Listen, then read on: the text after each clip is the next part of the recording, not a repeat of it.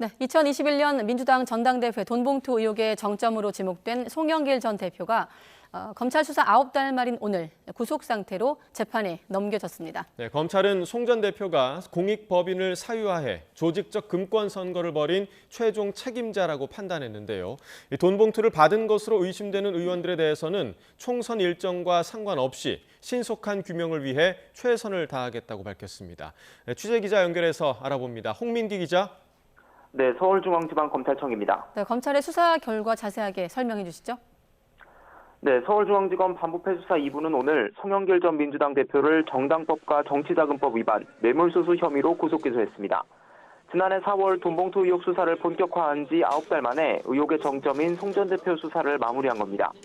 먼저 송 전 대표는 지난 2021년 민주당 전당대회 과정에서 경선 캠프 조직을 활용해 불법 정치자금 6천만 원을 수수하고 당선을 목적으로 모두 6,650만 원을 같은 당 의원 등에게 살포하는 데 개입한 혐의를 받습니다. 앞서 검찰은 당내에 모두 9,400만 원이 뿌려졌다고 의심하고 있었는데 이 가운데 현역 의원들에게 전달됐다는 300만 원씩 든 돈봉투 20개와 지역 본부장들에게 건네진 650만 원에 송 전 대표가 관여했다는 겁니다. 송 전 대표는 또 외곽 후원 조직인 평화 먹고 사는 문제 연구소를 통해 불법 정치자금 7억 6,300만 원을 받고 이 가운데 4천만 원은 사업가에게 로비 대가로 챙긴 혐의도 받고 있습니다.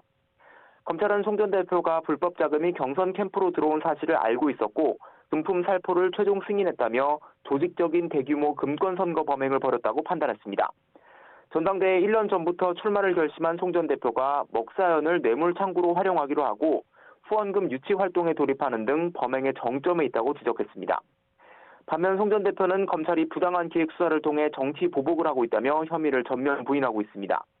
지난해 12월 18일 구속된 뒤에도 검찰 수사를 거부해왔고 단 한 차례 이뤄진 조사에서도 진술 거부권을 행사하며 다시는 부르지 말라고 밝혔는데요.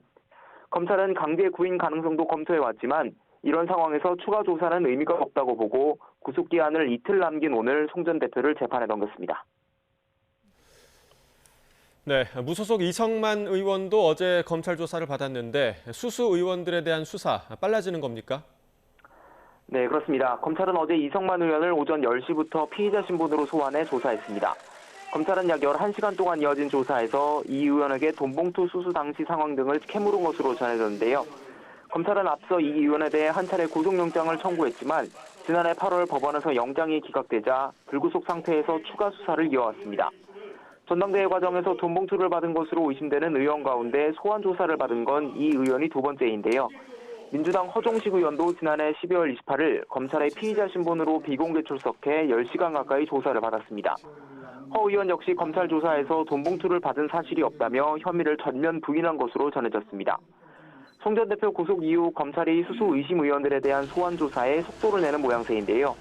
검찰은 앞서 강제 수사를 받았던 민주당 임종성 의원과도 소환 일정 협의를 마친 것으로 알려졌습니다. 또 전당대회 투표가 시작된 2021년 4월 송 전 대표 지지 모임에 참석했던 의원들의 추가 소환 여부도 검토하고 있습니다.